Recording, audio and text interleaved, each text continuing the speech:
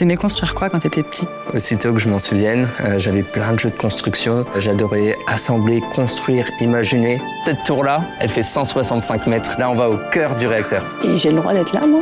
C'est ici qu'on chauffe l'eau et que cette eau chaude permet de créer de la vapeur pour faire tourner la turbine.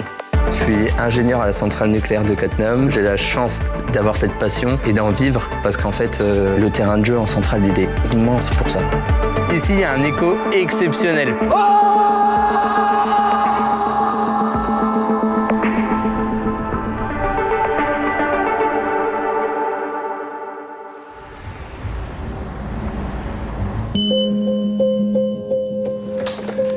Salut! Hello!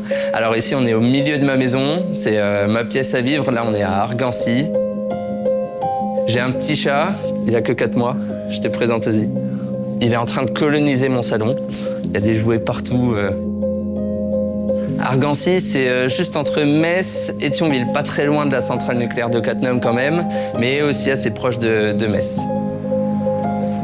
Cette centrale nucléaire, elle commençait déjà à produire 12 ans avant que je naisse. Et aujourd'hui, j'ai la chance d'y travailler. Ça m'a toujours fasciné, je me suis toujours demandé ce que c'était. Je l'ai vu tout petit, ça fait partie des lieux un peu emblématiques de la région. J'ai quelques photos qui sont là. Et j'ai quelques photos plus vieilles, celle-là est pas mal. Il y a mon papa à peu près à mon âge, avec le casque bien blanc. Mon papa travaillait dans l'industrie. Il a fait naître chez moi rapidement cette passion. J'ai toujours aimé bricoler à la plage, bâtisser des châteaux de sable. Le château était presque anecdotique. Ce que j'aimais faire, c'était la digue qui résiste à la montée de la mer. J'ai pas encore réussi, évidemment. Oh oui, c'est fatigant, une journée comme ça. Une journée de chat. Voilà, aujourd'hui, je suis ingénieur à la centrale nucléaire de Cattenom et je m'occupe de tout ce qui est fiabilité et fonctionnement. Donc c'est s'assurer que toutes les grosses machines nécessaires au fonctionnement de la centrale vont bien fonctionner et qu'on va produire dans les bonnes conditions l'électricité dont on a besoin. Je suis hyper content de t'emmener demain visiter la centrale de Cattenom. Tous les gens qui voient ça de près, qui comprennent ce qu'on y fait, comment on travaille, en ressortent impressionnés. Je pense que tu vas vivre un grand moment.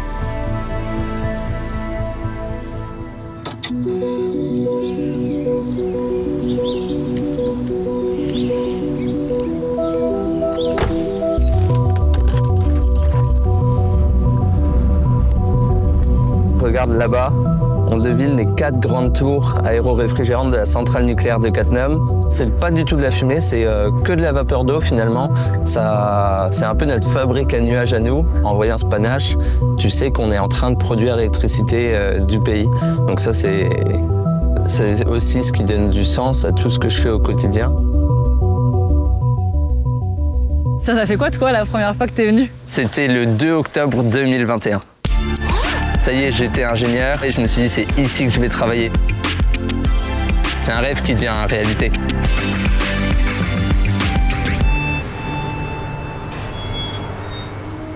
On est où là?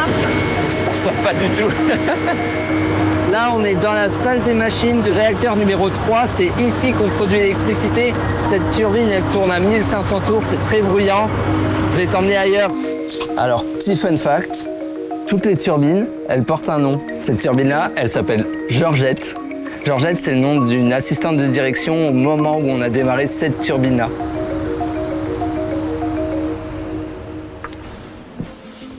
Je peux clap? Ouais, tu peux clap.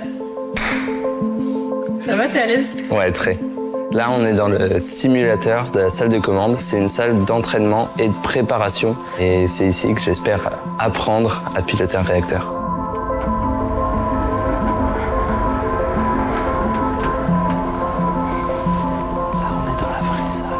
Alors surtout, pas de contact avec la salle de commande. Et j'ai le droit d'être là, moi? C'est exceptionnel. On a aujourd'hui ouvert les portes de la salle de commande. On est en train de piloter le réacteur en direct. C'est le cerveau de la centrale. C'est ici qu'on coordonne toute la centrale, de la partie réacteur à la partie turbine jusqu'à la tour aéro-réfrigérante. C'est pour ça qu'il y a un niveau très important de sérénité. C'est un endroit où on doit être en maîtrise à tout instant. Tu te rends compte qu'ici, Il y a quelqu'un en continu depuis 40 ans. Les équipes restent en salle de commande, font des relèves, se transmettent les informations et se succèdent. Ici, on pilote 24 heures sur 24, 7 jours sur 7. Là, tu vois la puissance du réacteur en direct. Oh, on va devoir repartir. Ouais. Il y a un chiffre que j'aime beaucoup, c'est me dire que la centrale répond à 75% des besoins électriques de la région Grand Est. 75%, je trouve que c'est énorme. Avant d'être agent EDF, j'ai toujours été un citoyen français et un utilisateur de cette électricité. Et donc, c'est mon électricité, mais c'est aussi ton électricité, c'est l'électricité de tout le monde. Et me dire que je contribue à ça, c'est une vraie fierté. Là, c'est du plan dont je suis le réel. Allez go, c'est parti pour la zone contrôlée. Là, on va au cœur du réacteur.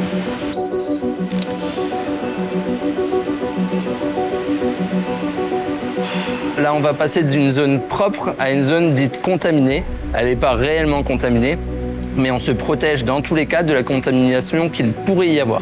Donc on va mettre toute une surtenue. Ce petit boîtier là, c'est un dosimètre et il mesure en direct la quantité de rayonnement. L'unité, c'est le millisievert. Là, je suis à 0.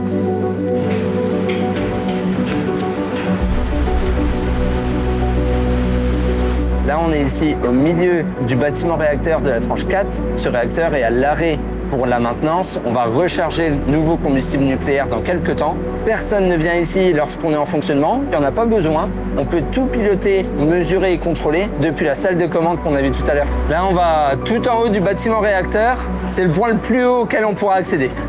C'est ici qu'on chauffe l'eau et que cette eau chaude permet de créer de la vapeur pour faire tourner la turbine.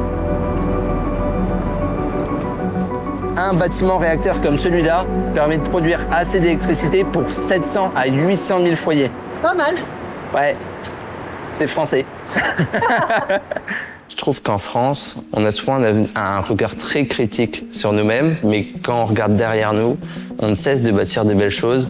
Cette technologie du nucléaire, elle est maîtrisée par la France. Le nucléaire nous permet de ne pas être dépendant de pays exportateurs de pétrole, de gaz, de charbon, de matières qui sont à la base d'autres moyens de production d'électricité. 3, 2, 1, non contaminé. Surprise? Non, j'ai jamais eu autre chose. C'est largement mon endroit préféré. C'est l'endroit qui me fascine depuis tout petit, qu'on voit de très loin. Souvent, quand on pense à une centrale nucléaire, on pense à un aéro. Tu vas voir l'intérieur, il est tellement unique, je peux pas te le décrire maintenant, il faut que je te le montre.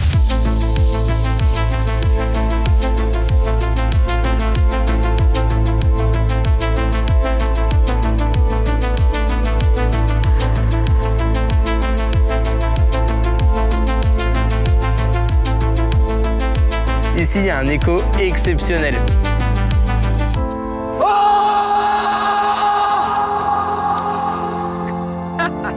Et c'est l'illustration exacte de ma passion. Je pense qu'il n'y a pas de meilleure place pour m'épanouir compte tenu de tout ce que j'aime.